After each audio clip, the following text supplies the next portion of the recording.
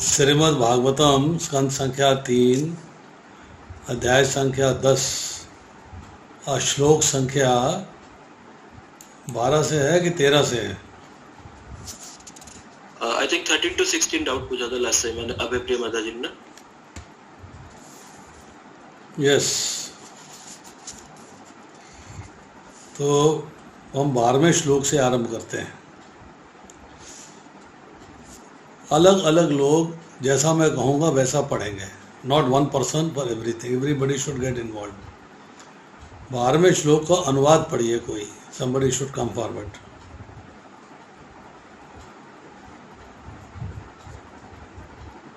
बोलिए।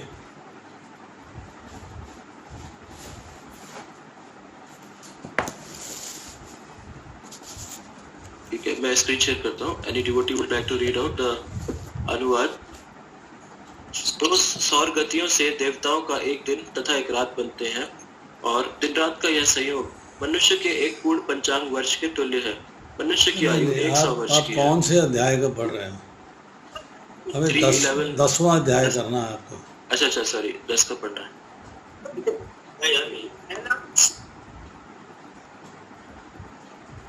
ठीक है, तो ये लास्ट टाइम डाउट पूछा गया था, इसलिए प्रभु जी क्लास ले रहे हैं इसमें। अनुवाद।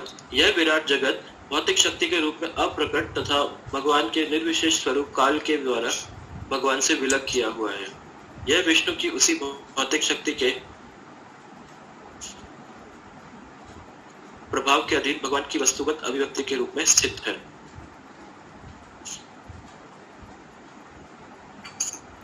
तात्पर्य पढ़ना प्रभु जी। Yes, somebody should read तात्पर्य।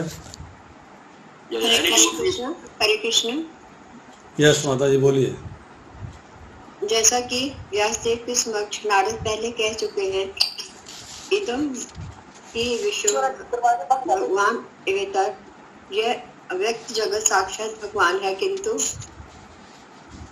यह भगवान से परे या भिन्न कुछ और ही प्रतीत होता है। यह इसलिए प्रतीत होता है क्योंकि काल द्वारा यह भगवान के पृथक किया गया है। यह टेप रिकॉर्डर द्वारा अंकित उस मनुष्य की वाणी जैसा है जो संपत्ति अपनी वाणी से विलप किया हुआ है। जिस तरह टेप अंकित टेप पर स्थित है, उसी तरह सारा भौतिक जगत भौतिक शक्ति पर स्थित है और काल के द्वारा पृथक प्रतीत होता है। इसलिए भौतिक अभिव्यक्ति परमेश्वर की प्रस्तुतार्थ अभिव्यक्ति है और उनके निर्विशेष रूप को प्रदर्शित करती है, जो निर्विशेष दार्शनिकों द्वारा इतनी अधिक पूजित है। हरे Krishna.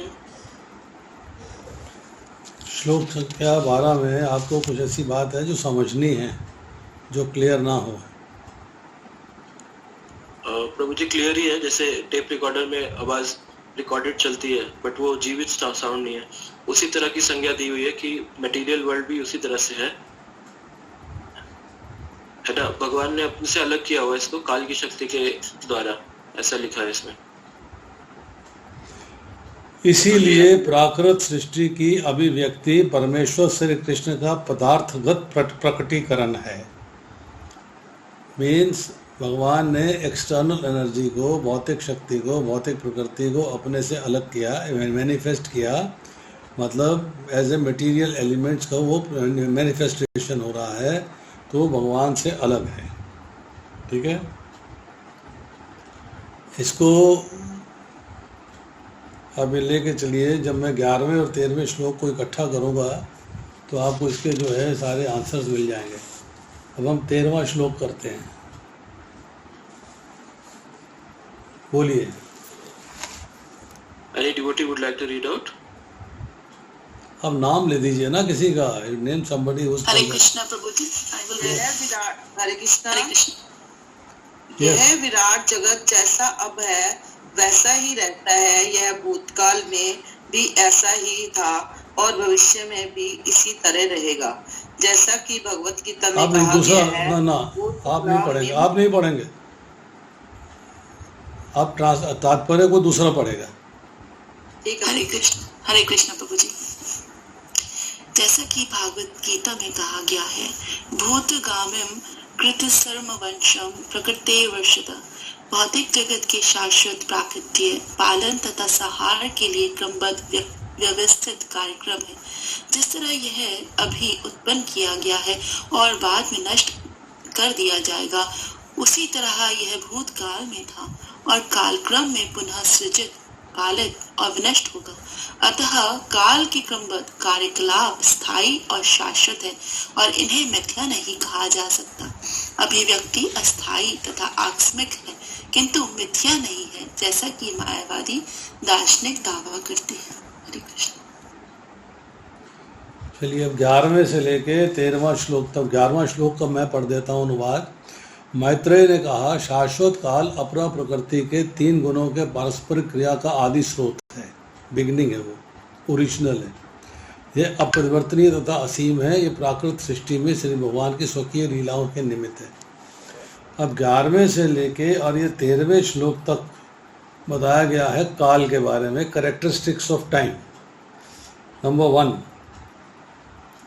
Source of interaction of modes, पुनः व्यति कारकारो, ये जो है पिछले 11वें श्लोक में चर्चा आई है। Source of interaction of modes, कि मोड्स में इंटरेक्शन का जो है सोर्स क्या है। Second point, lack of attributes and hence imperceptible, निर्विशेषो, ये कुछ विशेष नहीं है, nothing special, it is a general thing. भगवान की लीला चलती रहती है, भगवान ने अपने आप से अलग कर दिया है, इसमें कुछ भी जो है मतलब परसीव करने के लायक नहीं है। अंडरस्टैंड करिए, आगे बढ़ जाइए। Number 3, it is limitless, that is आदि and end, no beginning and no end, that is without beginning and without end, अप्रत्यक्षता। उसके बाद है as an instrument cause separates the material energy from the lord विश्वम ईश्वरेना परिच्छनम, मतलब भौतिक सृष्टि को भगवान से अलग हो गई है वो। Number 5, divides universe into various planetary systems, विश्वम परिच्छिन्नम, मतलब अब जो भौतिक सृष्टि है, यूनिवर्स जो है, ब्रह्मांड जो है, उसको अलग अलग प्लैनेटरी सिस्टम्स में डिवाइड कर दिया गया। Then next, unmanifested impersonal feature of lord, अव्यक्त मूर्तना, ये वो फीचर है जो भगवान दिखते नहीं है, भगवान दृश्यमान नहीं है, ये उनका जो है अव्यक्त मूर्तना है, मतलब अनमैनिफेस्टेड इम्पर्सनल फीचर है भगवान का, भौतिक प्रकृति। देन नंबर 8, ऑब्जेक्टिव मैनिफेस्टेशन और रिप्रेजेंटेटिव ऑफ लॉर्ड, ब्रह्म तना मात्रम, मतलब जो भगवान का रिप्रेजेंटेशन हम देख रहे हैं वो हमें ऑब्जेक्टिव, हमें दिखने में है, भगवान नहीं दिख रहे हैं, तो उनका मैनिफेस्टेशन हमें दिखाई दे रहा है। And number 8, causes the universe to appear like in at the present and it was the past and shall be in future ईदृशम, मतलब पहले भी भौतिक सृष्टि थी, आज भी है और आगे भी रहेगी। इतना कहने के बाद जो है अब मैत्रेय मुनि डिस्क्राइब करेंगे क्रिएशन इन समरी। एक्चुअल क्रिएशन जो है वो 11वें अध्याय में होगी, जो हमने अभी ख़त्म किया है, यहाँ उसकी समरी की चर्चा होगी। अब जो है हम इसके बाद 14वां श्लोक करते हैं, श्लोक संख्या 14, बताइए। अनुवाद पढ़िए, कोई पढ़ेगा अनुवाद? हरे कृष्ण प्रभु जी, दंडवत प्रणाम। गुणों की परस्पर अंत्यक्रिया के फलस्वरूप स्वाभाविक रूप से घटित होने वाले सृजन के अतिरिक्त 9 प्रकार के अन्य सृजन भी होते हैं। सनातन काल भौतिक तत्वों तथा मनुष्यों के कार्य के गुण के कारण प्रलय 3 प्रकार का है। हरे कृष्ण। तात्पर्य कौन पढ़ेगा? हरे कृष्ण प्रभु जी, दंडवत प्रणाम। पढ़िए। नियमबद्ध सृजन तथा संहार परमेच्छा के रूप में होता है। भौतिक तत्वों की अन्योन्य क्रियाओं से अन्य सृष्टियां भी होती हैं, जो ब्रह्मा की बुद्धि के द्वारा घटित होती है। बाद में इनकी विशद व्यवस्था की जाएगी। संप्रति केवल प्रारंभिक जानकारी दी गई है। 3 प्रकार के प्रलय के कारण हैं। संपूर्ण ब्रह्मांड के प्रलय के निर्धारित काल के कारण, अनंत के मुख से निकलने वाली अग्नि के कारण तथा मनुष्य के गुणात्मक कार्य कारणों के फलस्वरूप। हरे कृष्ण। ठीक है, अब इसके बाद जो है आप पढ़िएगा श्लोक संख्या 15, अनुवाद। वो विल कम फॉरवर्ड। नायशा माता जी बोलेंगी। हरे कृष्णा प्रभु जी, सॉरी मैं किचन में काम भी कर रही हूँ, रियली सॉरी। और मैं करता हूँ प्रभु जी। पढ़िए वरुण प्रभु। अनुवाद। 9 सृष्टियों में से पहली सृष्टि महत तत्व सृष्टि अर्थात भौतिक घटकों की समग्रता है, जिसमें परमेश्वर की उपस्थिति के कारण गुणों में परस्पर क्रिया होती है। द्वितीय सृष्टि में मिथ्या अहंकार उत्पन्न होता है, जिसमें से भौतिक घटक, भौतिक ज्ञान तथा भौतिक कार्यकलाप प्रकट होते हैं। हरे कृष्ण। तात्पर्य कौन पढ़ेगा? तात्पर्य भौतिक सृजन के लिए परमेश्वर से जो पहला उद्भास होता है वह महत्व तत्व कहलाता है। भौतिक गुणों की अन्योन्य क्रिया मिथ्या पहचान का कारण है, या कि इस भाव का कि जीव भौतिक तत्वों से बना है। यह मिथ्या अहंकार आत्मा के साथ शरीर तथा मन की पहचान करने का कारण है। भौतिक संस्थान तथा कार्य करने की क्षमता एवं ज्ञान की उत्पत्ति सृजन के दूसरे चरण में होती है, अर्थात महत्व तत्व के बाद। ज्ञान सूचक है इंद्रियों का, जो ज्ञान एवं इंद्रियों के अधिष्ठाता देवों की साधन है। कर्म के अंतर्गत कर्मेंद्रियां तथा उनके अधिष्ठाता देव आते हैं। ये सब द्वितीय सृष्टि में उत्पन्न होते हैं। हरे कृष्ण। श्लोक संख्या 16,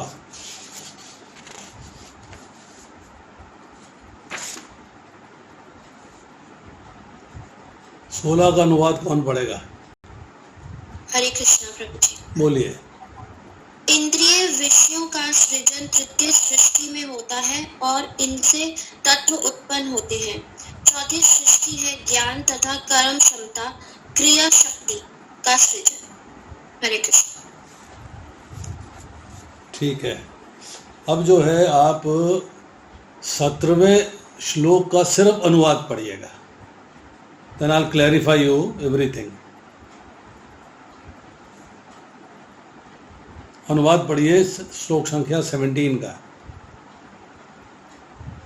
हरे कृष्णा। 5वां सृजन तत्व गुण की अन्योन्य क्रिया द्वारा बने अधिष्ठाता देवों का है, जिसका सार समाहार मन है। 6ठा सृजन जीव के अज्ञानता पूर्ण अंधकार का है, जिससे स्वामी मूर्ख की तरह कार्य करता है।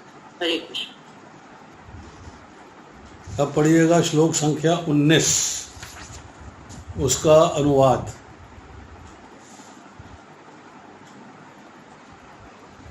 प्रभु जी मैं पढ़ूं? पढ़ो।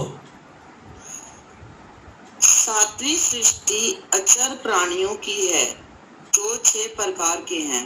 फूल रहित, फल वाले वृक्ष, फल पकने तक जीवित रहने वाले पेड़ पौधे, लताएं, नलीदार पौधे, बिना आधार वाली लताएं और तथा फल फूल वाले वृक्ष। हरे कृष्ण। 21वें श्लोक का अनुवाद।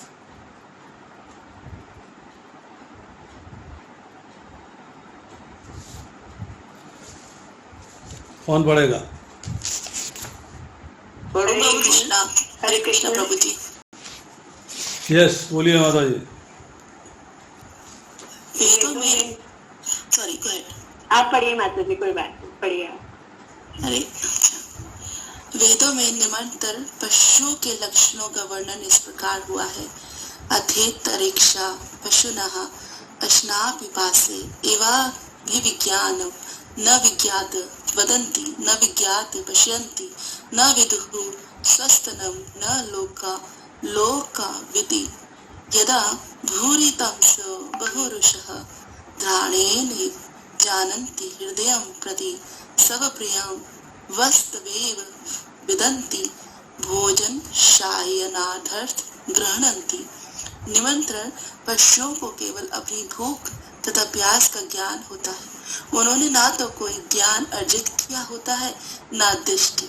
उनके व्यवहार में औपचारिकता पर निर्भरता प्रदर्शित नहीं होती है। वे अत्यधिक अज्ञानी हैं। वे अपनी इच्छित वस्तुओं को केवल गंध से ही जान सकते हैं और ऐसी बुद्धि से इतना ही समझ सकते हैं कि क्या उपयुक्त है और क्या अनुपयुक्त। उनका ज्ञान एकमात्र भोजन करने तथा सोने तक सीमित है।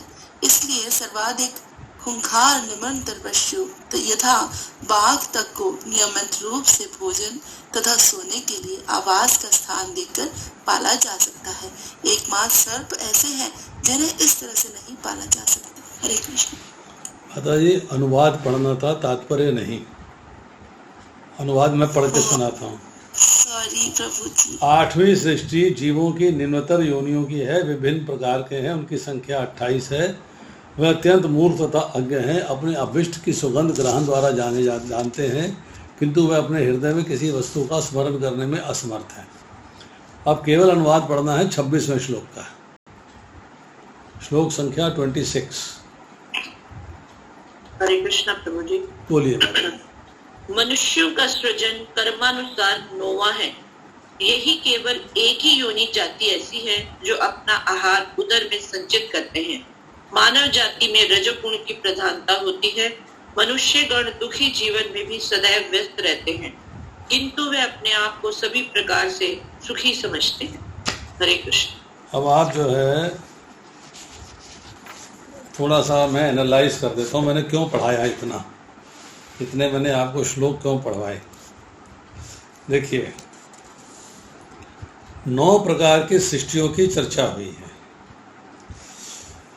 15वें श्लोक में 9 प्रकार की सृष्टियों में पहली है महतत्व, दूसरी है मिथ्या अहम। मिथ्या अहम से आता है प्राकृत तत्व, प्राकृत ज्ञान और प्राकृत कर्म। उसके बाद 16वें श्लोक में आती है तीसरी सृष्टि, दैट इज इंद्रिय तन्मात्राएं अर्थात विषय। और फिर उसके बाद आती है चौथी सृष्टि, ज्ञान और क्रिया सामर्थ्य। फिर 17वें श्लोक में आइएगा, 5वीं सृष्टि है सतोगुण की अन्योन्य क्रिया द्वारा नियंत्रक देवताओं की उत्पत्ति, मन उसी का समग्र योग है। और 6ठी सृष्टि है अज्ञान, जीव के अज्ञान के अंधकार को, जिसके द्वारा स्वामी अज्ञ जैसा व्यवहार करता है। उसके बाद 7वीं सृष्टि है स्थावरों की, 6 प्रकार की है पुष्पहीन फलों के वृक्ष, वे वृक्ष और पौधे जिनके फल पकने तक जीवित रहते हैं। ऐसी लताएं जिनको आश्रय की आवश्यकता नहीं होती, कि बेल बांस आदि तुम जिनके फल और फूल दोनों आते हैं। फिर उसके बाद 21वें श्लोक में है 8वीं सृष्टि, जीवों की निम्नतर योनियों की, जो अत्यंत मूर्ख है और अज्ञ हैं। और उसके बाद 9वीं सृष्टि है उनकी जो एक प्रकार के हैं और अपने खाद्य को उदर में संचित करते हैं। इस मानव प्राणियों की रचना सृष्टि का 9वां आवर्तन है। तो इन 9 सृष्टियों की चर्चा जो है यहाँ पे भागवतम के अंदर एक के बाद एक श्लोकों में हो गई, जिसको आप जो है समझ सकते हैं कि 9 सृष्टियाँ यहाँ पर ऐसी हैं। अब देखिए, इसके बाद है शाश्वत काल, प्राकृत तत्व और व्यक्ति के कार्य की विशेषता। 3 चीज़ें हैं। ये काल है, काल के बारे में चर्चा कर चुके हैं। व्यक्ति के तत्व हैं पृथ्वी जल अग्नि वायु आकाश मन बुद्धि अहंकार, सारे के सारे। और जो आप कार्य करते हैं, और प्रलय में हम चर्चा कर चुके हैं। पहले प्रलय के 3 भेद हैं, वे कैसे प्रलय होती है, किस तरह से प्रलय होती है। यहाँ पे 3 भेद लिखे हुए हैं। समग्र विश्व का निर्धारित समय पर विनाश, जैसे ब्रह्मा जी की एक रात्रि होगी तब विनाश होना है, और ब्रह्मा जी का पूरा जीवन होगा तब विनाश होना है। तो उसके प्रलय के भेद हम पहले कर चुके हैं। हम उसको जो है शॉर्ट में रिपीट कर लेते हैं। एक होती है महाप्रलय, जिसमें 14 के 14 लोग डिस्ट्रॉय हो जाते हैं। इसको प्राकृतिक प्रलय भी कहते हैं। भगवान विष्णु सो रहे हैं, कल्पादो कहते हैं, ब्रह्मा जी के 100 साल पूरे होने पे होती है। दूसरी है नैमित्तिक प्रलय, कल्पा अर्थात ब्रह्मा जी की रात्रि में, ब्रह्मा जी की एक रात्रि के बराबर प्रलय का समय है। ऊपर के 4 लोग डिस्ट्रॉय नहीं होते हैं, बाकी 10 लोग जो है डिस्ट्रॉय हो जाते हैं। उसके बाद है अत्यांतिक प्रलय। अत्यांतिक प्रलय में है इंडिविजुअल प्रलय है, जिसको मोक्ष कहते हैं। उसके बाद है नित्य प्रलय, डीप स्लीप और एक्सटेंशन। हमने इसमें ये भी पढ़ा था कि जब प्रलय प्रोसेस होता है, पृथ्वी जल में मर्ज कर जाती है, जल अग्नि में मर्ज कर जाता है, अग्नि वायु में मर्ज कर जाती है, और वायु आकाश में मर्ज कर जाती है। और जब दोबारा से सर्ग होता है तो रिवर्सल प्रोसेस शुरू हो जाता है। अब इसके बाद हमारी चर्चा आती है कि इंद्र विषयों की चर्चा। आपको पता है इंद्र विषय है 5। कान का विषय है शब्द, आँख का विषय है रूप, नाक का विषय है गंध, जिह्वा का विषय है रस, और त्वचा का विषय है स्पर्श। इसके बाद ज्ञान और क्रिया की सामर्थ्य, मतलब आपको नॉलेज गेन होती है और आप कर्म करने में बनते हो, कर्म करने के योग्य बन जाते हो, तो ये चतुर्थ सृष्टि है। This is fourth manifestation. पांचवी सृष्टि है नियंत्रक देवताओं की उत्पत्ति, मन उसी का समग्र योग है।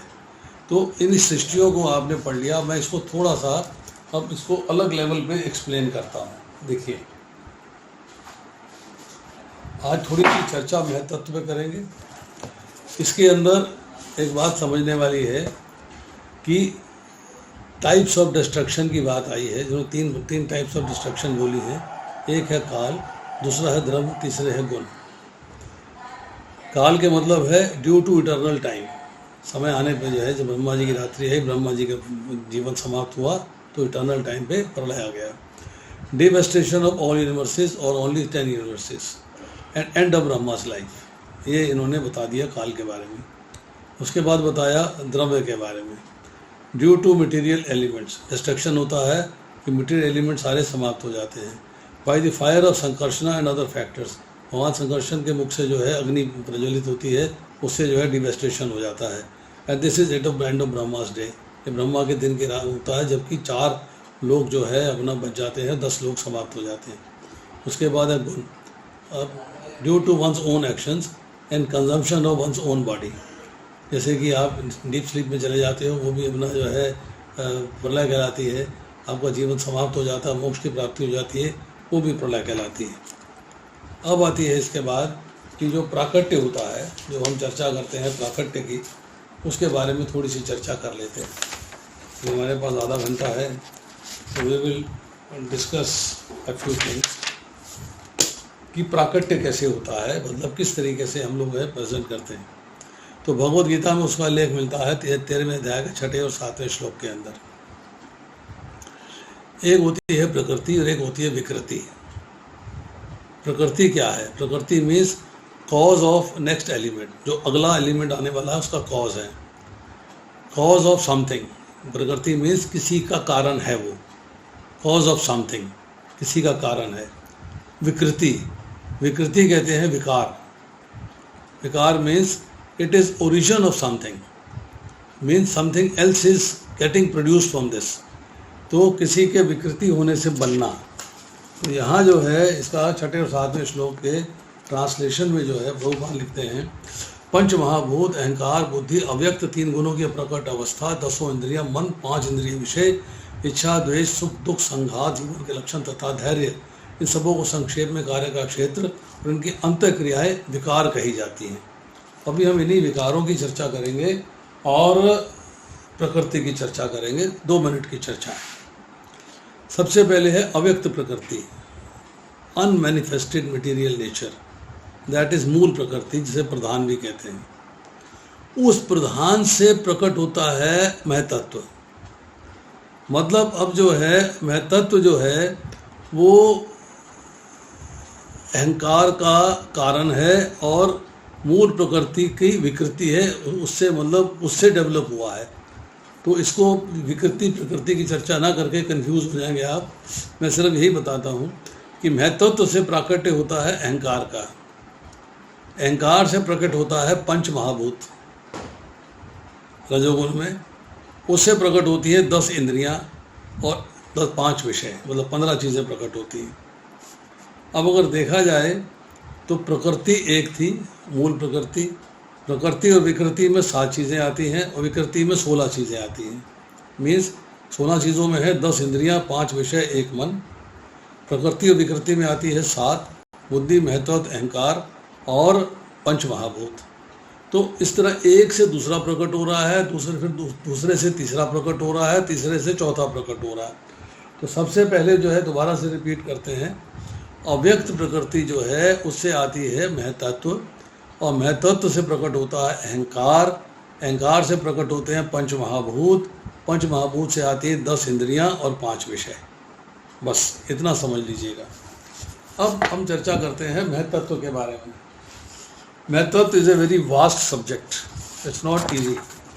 उसको ध्यानपूर्वक सुनिएगा महतत्व क्या है, क्योंकि इसमें महतत्व को पहली सृष्टि महतत्व कही गई है, तो उसी को समझ लेना जरूरी है। The total energy of material creation is called महतत्व। total energy. The Mahatattva is the total cause of total cosmic manifestation and the total substance of the material cause.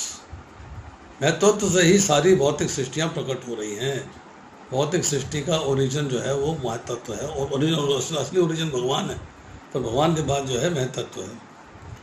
अब महतत्व का और प्रकृति के 3 गुणों का क्या संबंध है? What is the relationship between to?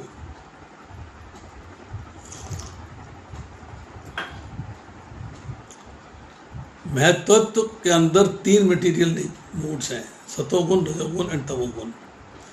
Total material substance जो महतत्व कहलाता है, ये डिस्क्राइब्ड है एज ब्रह्म इन वैदिक literature.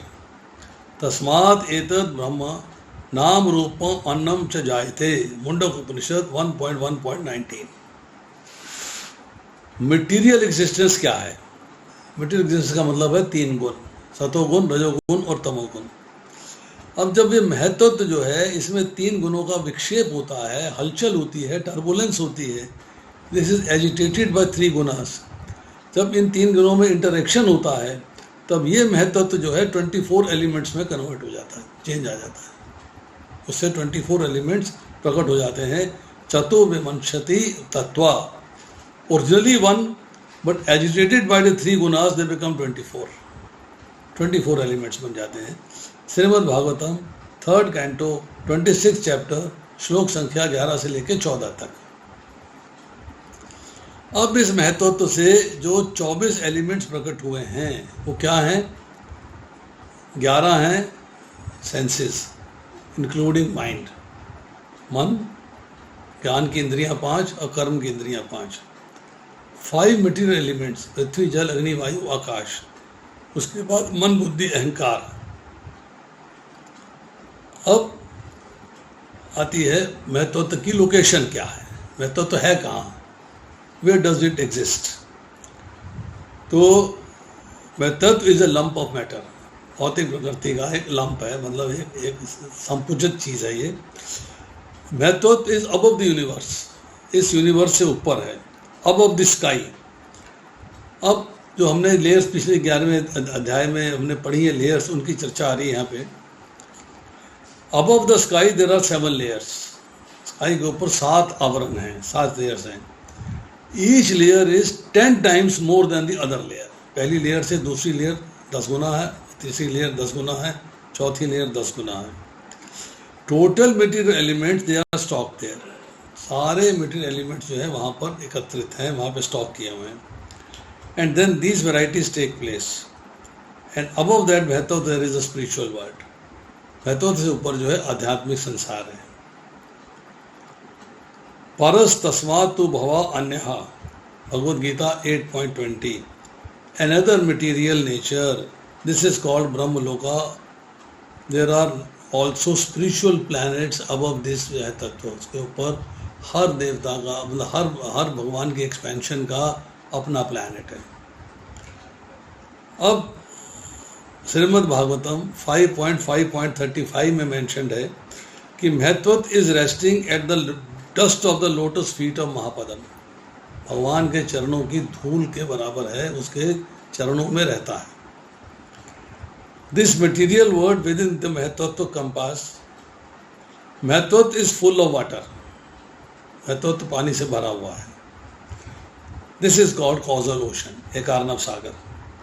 And beyond the causal ocean there is a spiritual world. मतलब कार्नव सागर, बिरजा नदी, महतत्व को एक ही चीज़ से पुकारा गया है. उसके इधर भौतिक संसार है, उसके उधर आध्यात्मिक संसार है. इट इज स्टेटेड तस्या परे परव्योमा. परव्योमा मीन्स स्पिरिचुअल स्काई एंड त्रिपद भूतम सनातनम. त्रिपद भूतम means the material manifestation is only 1/4 energy of this supreme lord. ये जो भौतिक संसार हम देख रहे हैं, ये भगवान का शक्ति का 1/4 अंश है, only 1/4 of it. This inferior energy is only 1/4 manifestation of the energy. 3/4 of manifestation of energy is in the spiritual world, and that is Sanatanan. चैतन्य चैतामृत मध्य लीला 21वां अध्याय, प्यार संख्या 49 to 61. अब एक बादल की तरह जो है इसको एक्सप्लेन किया गया है, एक मतलब मेटाफोर दिया गया है, सिमिली दी गई है, एग्जाम्पल दिया गया है। भगवान कृष्ण कहते हैं सनातना, मतलब स्पिरिचुअल किंगडम जो है सनातन है, कभी समाप्त नहीं होती। The material nature has a beginning and end, but spiritual nature has got no beginning and no end. How is that? कैसे? तो sometimes when there is a snowfall we see the whole sky is covered by a cloud, बादलों से घिरा हुआ है आकाश, but actually the cloud is covering only a insignificant part of the whole sky.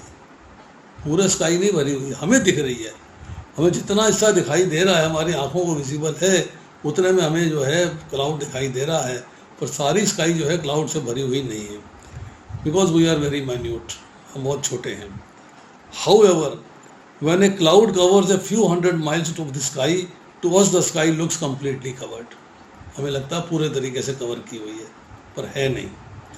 Similarly, this entire material manifestation called महतत्व is like a cloud covering the insignificant portion of the spiritual sky. थोड़ा सा हिस्सा उसका cover किया हुआ है बस। And just as when the cloud clears, we can see the bright sunlit sky. So when we get clear of this covering of matter, we can see the original spiritual sky. Superconsciousness entering the spiritual world. Now, spiritual sky, महतत्व and material sky का relationship क्या है, इसको भी study कर लेते हैं। Number 1, fate of living entities. अब ये थोड़ा सा ध्यान से सुनने वाली बात है। Those fortunate living entities who catch the truth and surrender unto the lotus feet of the Vasudeva after many births in the material world join the eternally liberated souls and thus are allowed to enter into the kingdom of the God. Bahunam janmanamante ज्ञानवान प्रपद्यते वासुदेवम सर्वमिति स महात्मा सुदुर्लभा। अनेक जन्मांतरों के बाद जिसे सचमुच का ज्ञान होता है। अब कहते हैं after this such fortunate living entities need not come again, न तद्भासते सूर्यो न शशांको न पावकः यद गत्वा निवर्तन्ते तदहं परमं मम। आ ब्रह्म भुवना लोका पुनर्वर्तनो अर्जुना माम उपेत्या तो कौनते पुनर्जन्म न विद्यते। मेरे धाम जो आता है उसका पुनर्जन्म नहीं होता है। But those who can not catch the constitutional truth are again merged into the महतत्व at the time of annihilation of the material creation. या तो भगवान के धाम चले गए या महत्व में जाके स्टॉक हो गए, जब संसार में प्रलय आ जाती है तो। Now when the creation is again set up, this method is again let loose and this method contains all the ingredients of material manifestation including the conditioned souls. जो कंडीशनड सोल्स हैं, मन बुद्धि अहंकार है, तो उसके सारे जो सूक्ष्म इंद्रियां हैं, कर्म फल हैं, सारे के सारे जाके महत्व में स्टॉक हो जाते हैं। नाउ महत्व is like a cloud in the clear sky.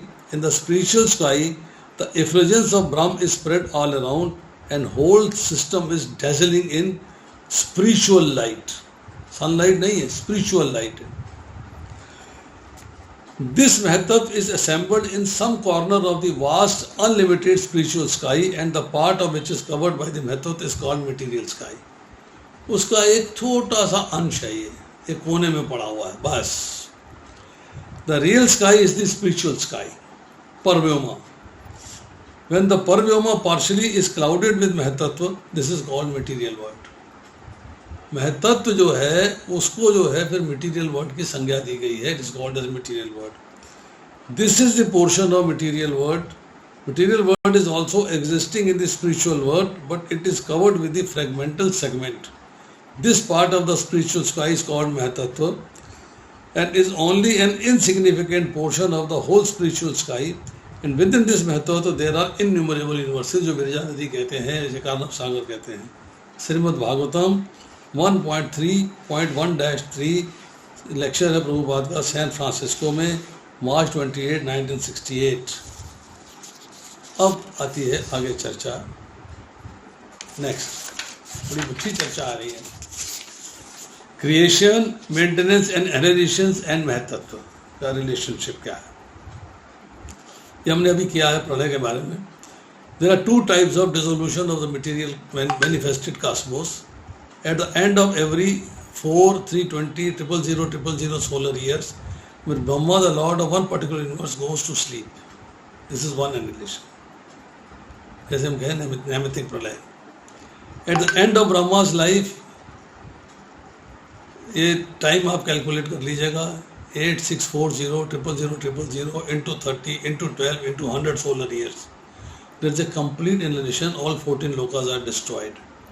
And in both the periods, ये important point ये है, in both the periods, both the material energy called Mahatattva and the marginal energy called Jiva Tattva merge in the Supreme Lord. महतत्व भी और जीव भी दोनों supreme Lord में चले जाते हैं। जीव जब जाता है तो उसके साथ उसकी सूक्ष्म इंद्रियां चली जाती हैं और मन बुद्धि अहंकार चला जाता है और उसके कर्म के फल चले जाते हैं। The living being remains asleep within the body of Lord until there is another creation of material world, and that is the way of creation, maintenance and annihilation of the material manifestation. Srimad Bhagavatam 1.10.21. At the time of devastation, the entire cosmos, containing all created, moving and non-moving entities, enters Lord's transcendental body and is held there without difficulty. सब भगवान के शरीर में प्रवेश कर जाते हैं। Bhagavatam 10th canto 3rd chapter 31st verse.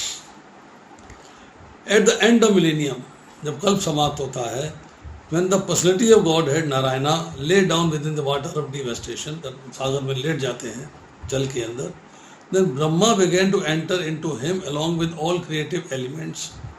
Then I, Narad ji कह रहे हैं, I also entered through his breathing. Bhagavatam 1.6.29. Narada मुनि स्पीकिंग टू व्यासदेवा। अब माया एंड प्रधान, इन दो की चर्चा आ रही है। Material nature acts in two capacities, एक माया है, दूसरी प्रधान है। Maya is the direct cause, maya is the direct cause and pradhana refers to the elements of material manifestation, जो कि भौतिक प्रकृति की चर्चा करते हैं, 24 एलिमेंट्स की चर्चा करते हैं। माया से प्रधान का प्राकट्य हुआ। Supreme personality impregnates the total substance, दृष्टिवाद से उन्होंने जो है इनको इम्प्रेगनेट कर दिया, and thus innumerable verses become possible. Then Mahavishnu का रोल क्या है? What is the role of Mahavishnu?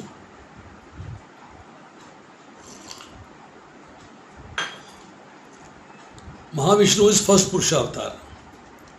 When the first purusha अवतार Mahavishnu glances over the material nature becomes agitated and the Purusha Avatara thus impregnates matter with living entities. ये हम जो है भगवद गीता के 14वें अध्याय के 3-4 श्लोक में पढ़ेंगे। वहाँ जब दृष्टिपात करते हैं तो जीवों का संबंध प्रकृति से करा देते हैं। Simply by glance of Mahavishnu, the consciousness is created, and this consciousness is also known as Mahatattva. This predominating deity of Mahatattva is Vasudeva. अब भौतिक मूल प्रधान से महत्त्व प्रकट हुआ है भगवान विष्णु के दृष्टिपात से, ये बात नोट करने वाली है। This created consciousness is then divided into 3 departmental activities according to 3 gunas. मतलब 3 गुणों के अनुसार इसकी जो है 3 एक्टिविटीज क्रिएट होती हैं। क्या है? Consciousness in the mode of goodness, ये डिस्क्राइब किया गया है 11th कैंटो के अंदर। प्रीडोमिनेटिंग डेटी है Aniruddha. Then consciousness in the mode of material passion produces intelligence, जिससे कि बुद्धि प्रकट होती है, and the predominating deity is Pradyumna. Then consciousness in the mode of ignorance, तमोगुण के अंदर production of ether and sky and sense of hearing. The cosmic manifestation is the combination of all these 3 modes. रजोगुण, सतोगुण और तमोगुण का combination है जो हम भौतिक प्रकृति देख रहे हैं। And this way innumerable universes are created. No one can count the number of universes, उनको गिनती नहीं कर सकती। 2 है, 4 है, 6 हजार, 50, 5 लाख, 2 लाख, कोई गिनती नहीं कर सकते। These innumerable universes are produced from the pores of Mahavishnu's body, उनके रोम छिद्रों से प्रकट होती हैं, निश्वास से प्रकट होती हैं। As innumerable particles are dust pass through the tiny holes of the screen, similarly from the pores of Mahavishnu, bodies of innumerable universes emanate. भगवान के रोम छिद्रों से जो है असंख्य ब्रह्मांडों की उत्पत्ति होती है. As he breathes out, then again innumerable universes are produced. As he inhales, they are प्रलय हो जाती है, वो सारी यूनिवर्सेस उनके अंदर समा जाती है. All the energies of Mahavishnu are spiritual and they have nothing to do with the material energy. भौतिक प्रकृति से उनका कोई संबंध नहीं है. ब्रह्म संहिता 5.48 it is stated, the predominating deity of each universe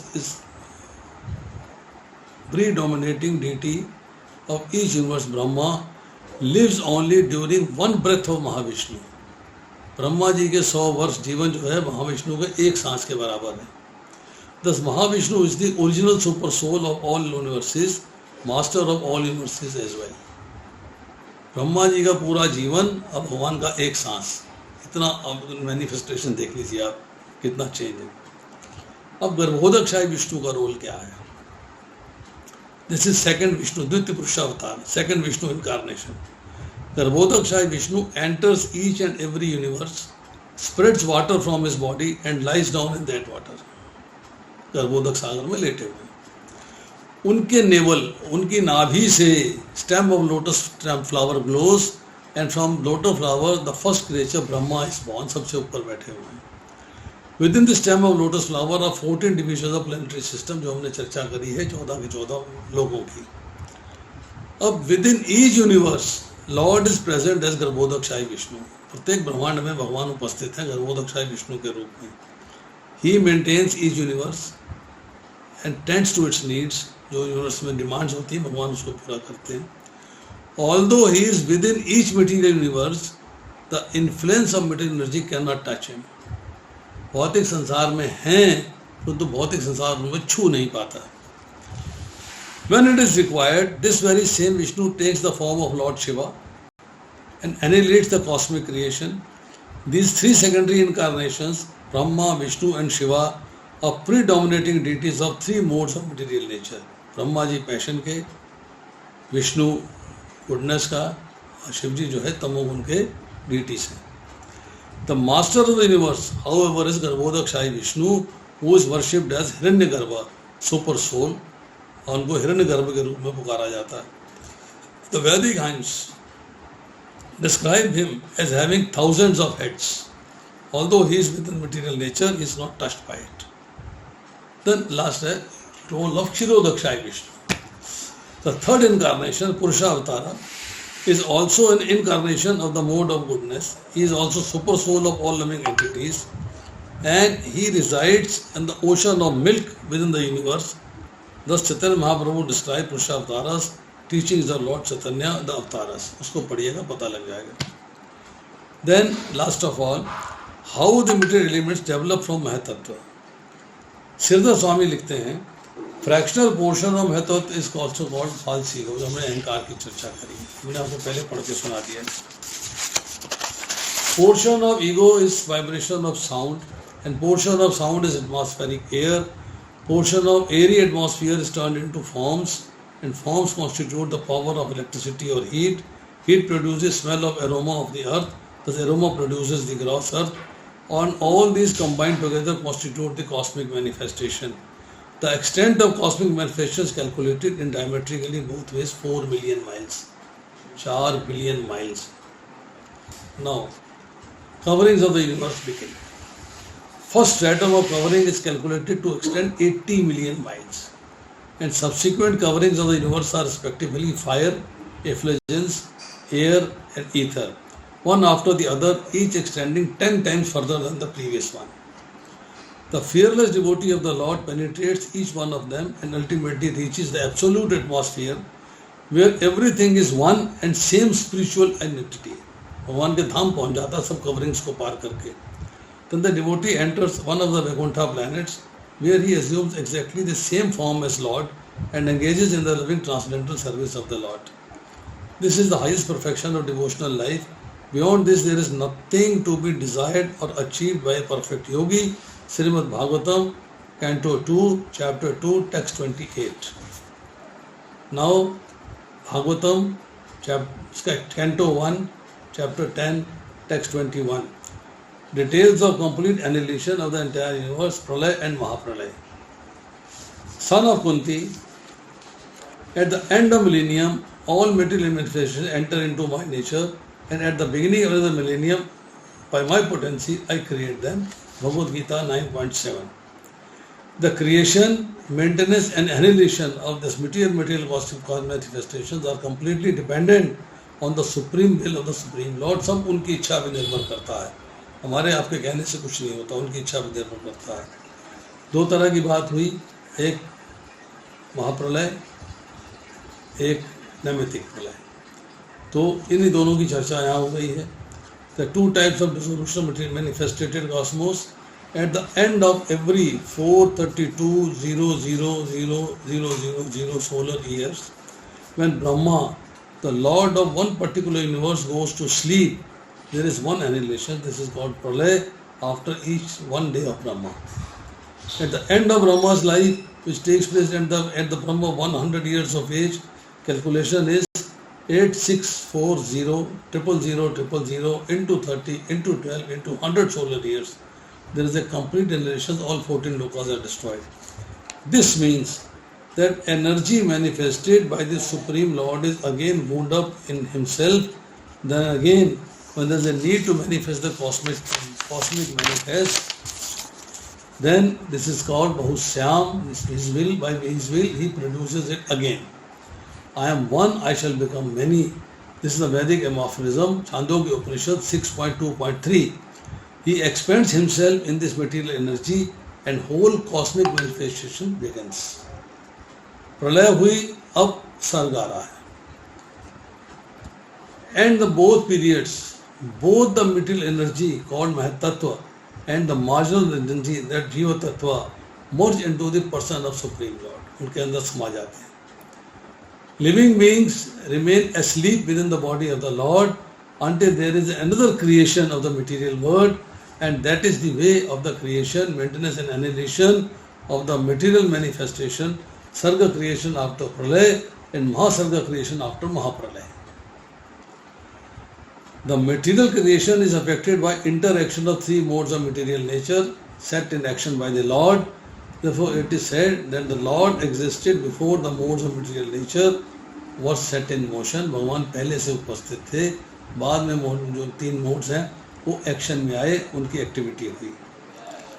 By his breathing only, all the living universes are generated. जो हमने ब्रह्मांडों की रचना हुई है उनके ब्रेथ से, उनके रोम छिद्रों से, and are generated in seeds and gradually develop into gigantic forms and innumerable planets within each and every universe.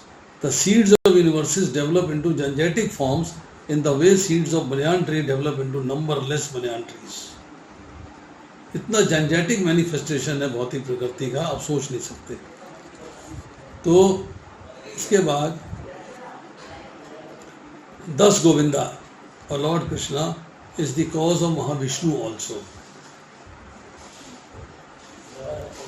इसके बाद merging of the living beings into the body of Mahavishnu takes place automatically, and the Brahma's 100 years, that is Jivas, because of their Atmas in the cycle of birth and death from time immemorial, कर्म साथ चले जाते हैं, सूक्ष्म इंद्रियां चली जाती हैं और मन बुद्धि अहंकार चला जाता है और जीव चले जाते हैं, मैं तत्व चला जाता है, सब के सब भगवान में समा जाते हैं.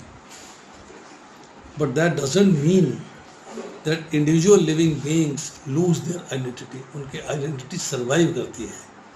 The identity is there, and as soon as there is another creation by the supreme will of the Lord, all the sleeping, inactive, living beings are again let loose to begin their activities in the continuation of the past different spheres of life. This is called Saptuhalitat Nava, or awakening from sleep and again engaging in one's respective continuous duty. As far as living entities are concerned, they are impregnated into this material nature, and as a result of their past deeds, they take different positions. कर्मों के अनुसार ब्रह्मा जी उनको शरीर प्रदान करते हैं. The activities of this material world begin. The activities of the different species of living beings are begun from the very moment of creation. Bhagavad Gita 9.8 perfect. The Supreme Person impregnates that material nature within the seeds of the living entities. With the seeds of living entities. When a man is asleep at night, he forgets himself. When he is, what his duty is, and everything of his waking state. But as soon as he awakens from slumber, he remembers all that he has to do, thus engages himself in the prescribed activities. Similarly, the living beings also remain merged in the body of Mahavishnu during the period of annihilation, but as soon as there is another creation, they arise to take up their unfinished work. This is also confirmed in Bhagavad Gita 8.18 to 20. The Lord existed before the creative energy was set in action. The Lord is not a product of material energy. This should be very clearly understood. His body is completely spiritual, and there is no difference between his body and himself. Before creation, the Lord remained in his abode, which is absolute and one. Srimad Bhagavatam, Canto 1, Chapter 10, Text 21. This is about Mahatattva. बहुत detailed है, very about 7-8 pages.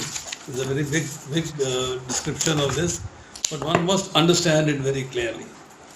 बात जो है समझ में आनी चाहिए. अब 8 बज गए हैं, समय हो गया है. अब और कोई चीज़ न समझ में आ रही हो तो बताइए. Then we can discuss. Hare Krishna Prabhu ji. Yes माता जी बोलिए. प्रभु जी मतलब ये 11वें अध्याय का 42वें श्लोक में तात्पर्य में श्रील प्रभुपाद लिखते हैं कि महाविष्णु जो कारण में योग निद्रा में शयन करते हैं और अपने श्वास के द्वारा असंख्य ब्रह्मांडों को उत्पन्न करते हैं, भौतिक जगतों की क्षणिक अभिव्यक्ति के लिए महातत्व में क्षण भर के लिए ही प्रकट होते हैं. प्रभु जी ये थोड़ा सा समझा दीजिए. अभी तो बताया मैंने सारा कुछ, यही तो बताया. और क्या बताया? जो क्षण भर के लिए, मतलब ये चीज थोड़ा सा क्लियर कर दीजिए प्लीज. भगवान की एक सांस ब्रह्मा जी का पूरा जीवन है. अच्छा, तो एक क्षण तो हो गया, क्षण भर के लिए तो प्रकट हुआ. जी बोला आपने अभी पहले समझाया था. आपने ध्यान से सुना नहीं ना. ठीक है प्रभु जी, ठीक है. हरे कृष्ण प्रभु जी. कृष्णा प्रभु जी दंडवत प्रणाम. यस माता जी बोलिए. हमारे आंशिक प्रलय होती है तो ऊपर के जो 4 लोग हैं वो डिस्ट्रॉय नहीं होते. हाँ जी. तो वो भी वो जो है जो नीचे के हैं वो भी महत्व तत्व के साथ ही विष्णु जी में समा जाते हैं. yes. फिर उनके लिए दोबारा महत्व तत्व वाला सारा सृजन फिर व्यक्त होता है, फिर प्रकट होते हैं, फिर दोबारा से प्रकट होते हैं ना. हाँ. हरे कृष्ण.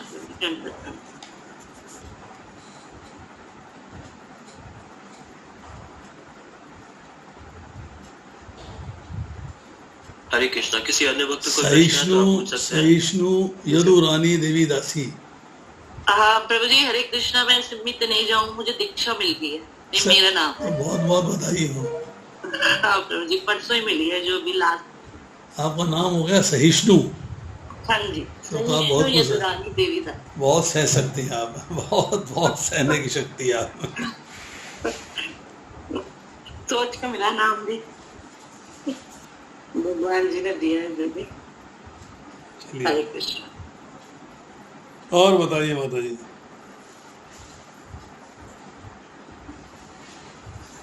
ये महतत्व जो है बहुत डिटेल है. ये मैंने इतना कुछ बताया है, आधी बातें सर के ऊपर से निकल गई होंगी, आई एम श्योर.